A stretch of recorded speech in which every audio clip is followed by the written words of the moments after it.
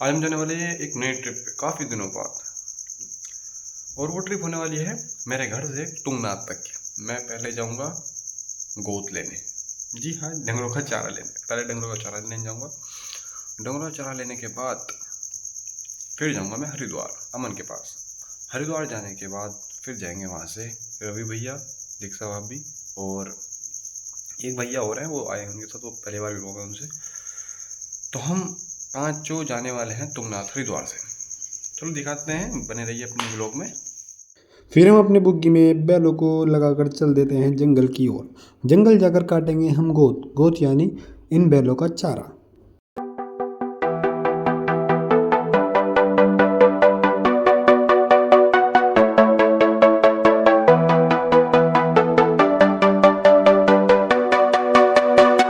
खेत में आकर गोट काट कर भर देते हैं बुग्गी में और फिर जोड़ते हैं बैलों को। बुग्गी में बैठकर चल देते हैं हम घर की ओर। और आप देखिए ये सुबह सुबह का नज़ारा कितना प्यारा है। मैं हो गया हूँ रेडी। अभी मैं जाऊँगा हरिद्वार। हरिद्वार जाकर फिर जाएंगे हम तुंगनाथ। और मैं आपको दिखाता हूँ, मैंने कर लिया पैकिंग। पैकिंग देखना कितना सारा सामान है भाई, देखो। तो गाइस ये रहा अपना बैग। ये काफ़ी हैवी हो गया है, अभी बहुत ज़्यादा हो गया। और ये रहा अपना बोट का डिब्बा, हम डिब्बा बोलते हैं इसको, स्पीकर बोलते हैं पर मैं डिब्बा बोलता हूँ उसको। और ये रहा अपना ट्राइपॉड।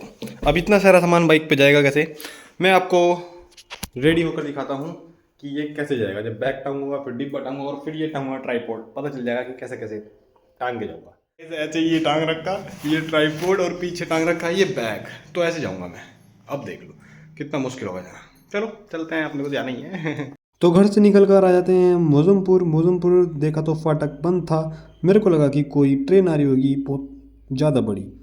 थोड़ी देर वेट करने के बाद पता लगा कि ये था खोदा पहाड़। जा ही रहा था तो बीच में ये दो भाई मिले जो जा रहे हैं केदारनाथ बद्रीनाथ, वो भी साइकिल से। दिखाता हूँ आपको। हैं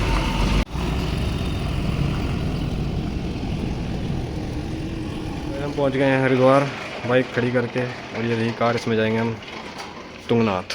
अभी चलते हैं ऊपर छत पे। अरे ये कौन है? इनको तो जानते नहीं ना। जब बेइज्जती है। हेलो, इतनी सरवारी। चलो क्या हाल है रही भाई? क्या पकड़ रहे हैं? अरे हाथ थोड़ा पकड़ो। भाई चलने के लिए रेडी हैं, सामान सुमून धर के चलते निकलते हैं।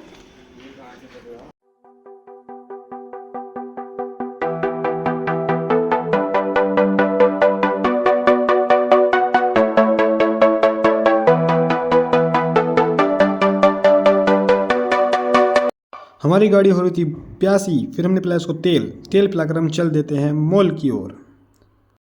मॉल जाकर देखा तो इतने सारे कपड़े, भाई कौन कौन सा ले समझ ही नहीं आया। फिर भी हम कपड़े लेकर चल देते हैं बाहर की ओर। बाय बाय विशाल।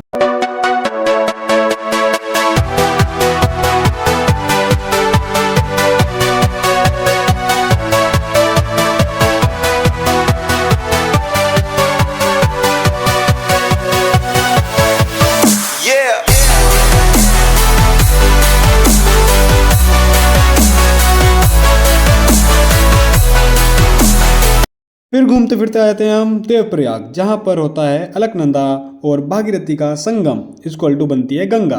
गंगा में देखा तो ये 2-4 लोग नहा रहे थे और 2-4 लोग बोटिंग कर रहे थे। इन सबको देखकर चल देते हैं हम आगे। साइकिल के नीचे अल्टो को दबा देख हम अपने सफर को कर देते हैं जारी। थोड़ा चलने के बाद आ जाता है श्रीनगर, क्योंकि उस बोर्ड पे लिखा था वेलकम टू श्रीनगर। हमको लगा कि श्रीनगर आ गए हैं तो कुछ फोटो ही क्लिक कर लेते हैं, जैसे कि ये फोटो क्लिक करने के बाद हम फिर से कर देते हैं अपना सफर जारी। इस बार हमारा जो ड्राइवर था वो हो गया था चेंज।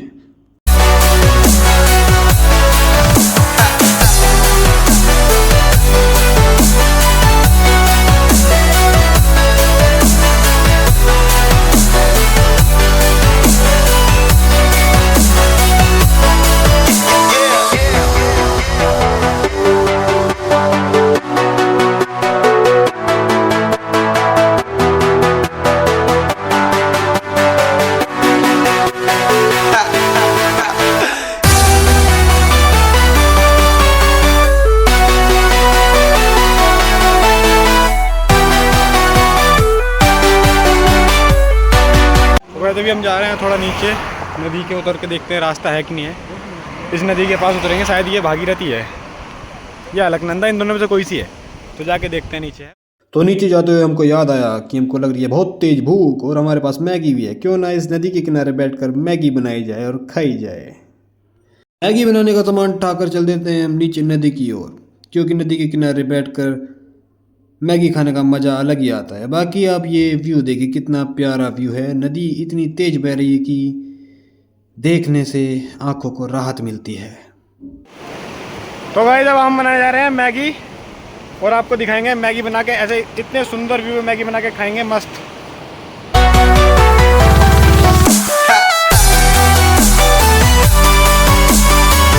और इंटरेस्टिंग बात ये थी कि जो हम मैगी बनाने वाले थे वो बनाने वाले थे इस बहती नदी के पानी से।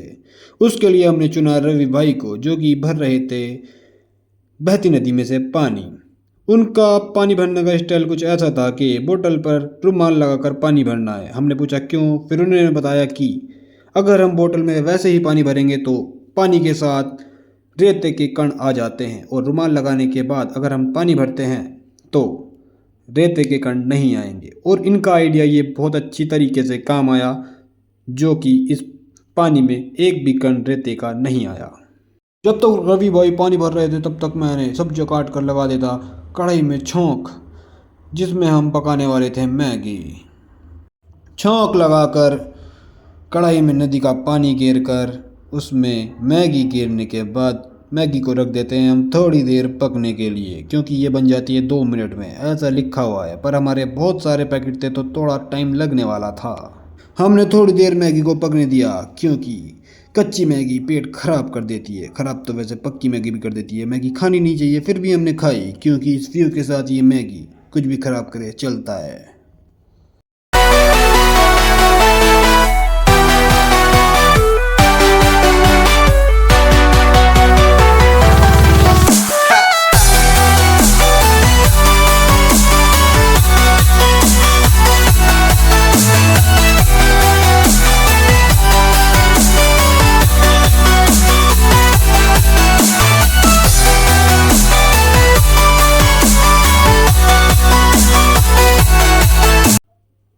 मैगी प्लेट में करके खाने लग जाते हैं, वो भी बिना चम्मच, बिना कांटे, बिना छुरी के, अपने सिर्फ पचांगले से। पचांगला बोले तो अपना हाथ, क्योंकि अपना हाथ ही जगन्नाथ होता है।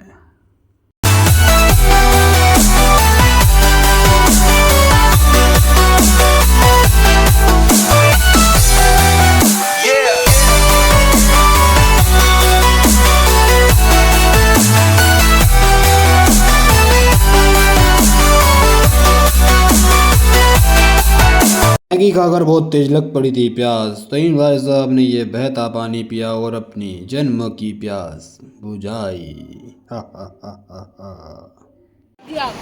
तो गाइस मैगी बना के खा लिया, अब चलते हैं आगे। तो सफ़र में चलते हुए हो गई थी हमको रात, और रात में ये पहाड़ बहुत अच्छे लग रहे थे, तो मैंने सोचा इनकी वीडियो बना ली जाए। फिर हमने देखा ठहरने का ठिकाना। तो गाइस आ गए हम ओखीमठ और ले लिया हमने रूम। सुबह निकलेंगे नहा धोकर तुंगनाथ के लिए।